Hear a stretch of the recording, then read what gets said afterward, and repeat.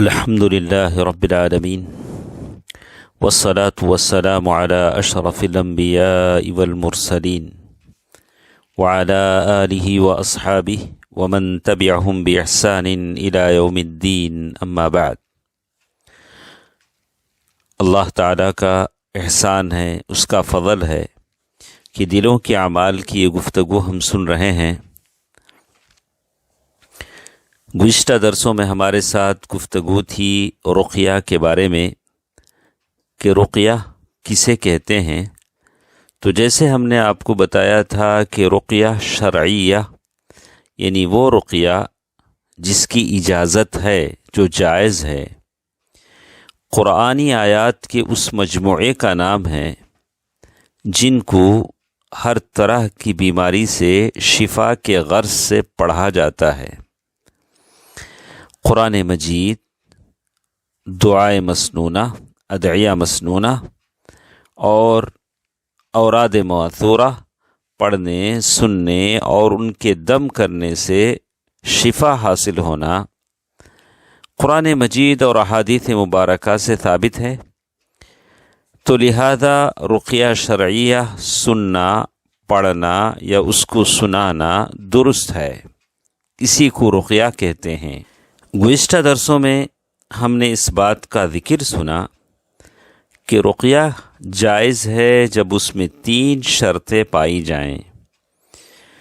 پہلی شرط یہ کہ وہ اللہ تعالیٰ کے کلام قرآن مجید سے ہو، یا اللہ کے نام، اس کی صفات پڑھے جائیں جو عربی زبان میں ہوں، جن کا معنی سمجھ میں آتا ہو، اور اسی طرح اس بات کا اعتقاد رکھا جائے کہ رقیہ خود اس میں تاثیر نہیں ہوتی جب تک کہ اللہ تعالیٰ اس میں تاثیر پیدا نہ کرے، اور اسی طرح جیسے میں نے کہا کہ رقیہ عربی زبان میں ہونا چاہیے جس کو ہر کوئی سمجھ سکے۔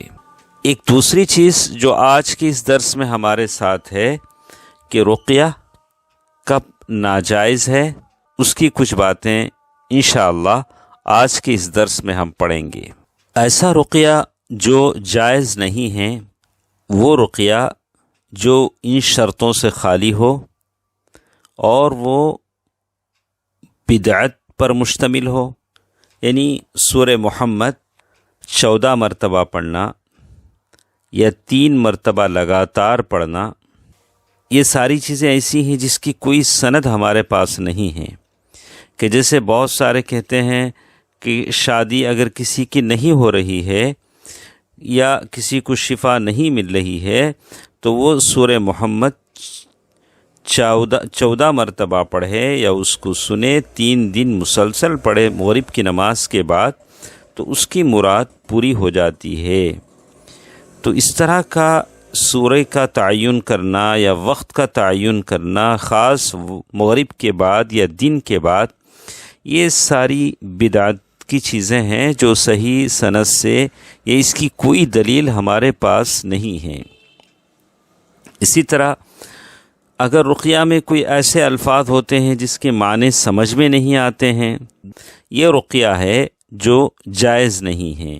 عبداللہ بن مسعود رضی اللہ تعالیٰ عنہ کی حدیث آتی ہے، وہ عبداللہ بن مسعود رضی اللہ تعالیٰ عنہ کے بارے میں ان کی بیوی زینب رضی اللہ تعالیٰ عنہ کہتی ہیں کہ عبداللہ ابن مسعود رضی اللہ تعالیٰ عنہ جب کسی کام سے گھر آتے تو دروازے پر رک کر کھانستے، مطلب آواز دیتے، اور اس چیز کو ناپسند سمجھتے تھے کہ اچانک داخل ہوں گھر میں اور ان کے سامنے کوئی ایسی چیز آ جائے جو انہیں ناگوار ہو۔ ایک دن معمول کے مطابق وہ آئے اور دروازے پر رک کر کھانسے۔ اس وقت میرے پاس ایک بڑھیا بیٹھی ہوئی تھی جو مجھے کسی بیماری کا دم کر رہی تھی، میں نے اسے اپنی چارپائی کے نیچے چھپا دیا۔ عبداللہ ابن مسعود رضی اللہ تعالیٰ عنہ اندر آئے اور میرے پہلو میں بیٹھ گئے۔ انہوں نے دیکھا کہ میرے گردن میں ایک دھاگا لٹکا ہوا ہے۔ پوچھا کہ یہ کیسا دھاگا ہے؟ میں نے کہا اس پر میرے لیے دم کیا گیا ہے۔ انہوں نے اسے پکڑا اور توڑ دیا اور فرمایا کہ عبداللہ کے گھرانے والے شرک سے بیزار ہیں۔ میں نے نبی کریم صلی اللہ علیہ وسلم کو فرماتے سنا کہ جھاڑ پھونک، تعویذ اور گنڈے سب شرک۔ میں نے ان سے کہا کہ یہ آپ کیا کہہ رہے ہیں؟ میری آنکھ بہتی تھی، میں فلاں یہودی کے پاس جاتی، وہ اس پر دم کرتا تو وہ ٹھیک ہو جاتا۔ عبداللہ ابن مسعود رضی اللہ تعالی عنہ نے فرمایا یہ شیطانی عمل ہے، شیطان اپنے ہاتھ سے اسے دھساتا ہے، جب تم اس پر دم کرواتی تو وہ باز آ جاتا تھا۔ تمہارے لیے یہی کافی ہے کہ تم وہ دعا پڑھ لیا کرو جو نبی اکرم صلی اللہ علیہ وسلم پڑھتے تھے کہ اے لوگوں کے رب اس تکلیف کو دور فرما، اے لوگوں کے رب اس تکلیف کو دور فرما، مجھے شفا عطا فرما، تو ہی شفا دینے والا ہے، تیرے علاوہ کسی کی شفا کچھ نہیں، ایسی شفا عطا فرما جو بیماری کا نام و نشان بھی نہ چھوڑے۔ اسی طرح عوف بن مالک الاشجعی رضی اللہ تعالی عنہ کی حدیث ہے، اللہ کے نبی صلی اللہ علیہ وسلم سے انہوں نے کہا کہ جاہلیت کے زمانے میں ہم رقیہ کرتے تھے، تو ہم نے اللہ کے نبی صلی اللہ علیہ وسلم سے کہا کہ اللہ کے نبی صلی اللہ علیہ وسلم اس کے بارے میں آپ کا کیا خیال ہے؟ تو اللہ کے نبی صلی اللہ علیہ وسلم فرمایا اعرضوا علی رقاکم ولا بأس بالرقى ما لم يكن فيه شرک، ایسا کرو تم کیا رقیہ کرتے ہو ایک بار میرے سامنے پڑھو، اگر ایسا کوئی رقیہ ہے جس میں شرک کے الفاظ نہیں ہیں تو کوئی حرج نہیں ہے۔ تو یہ رقیہ کے تعلق سے کچھ باتیں آج کی اس درس میں ہمارے ساتھ تھیں، انشاءاللہ کچھ اور باتیں کل کے درس میں ہم سنیں گے۔ اللہ تعالی بہتر بات سننے اور عمل کرنے کی توفیق دے، آمین۔ والسلام علیکم ورحمۃ اللہ وبرکاتہ۔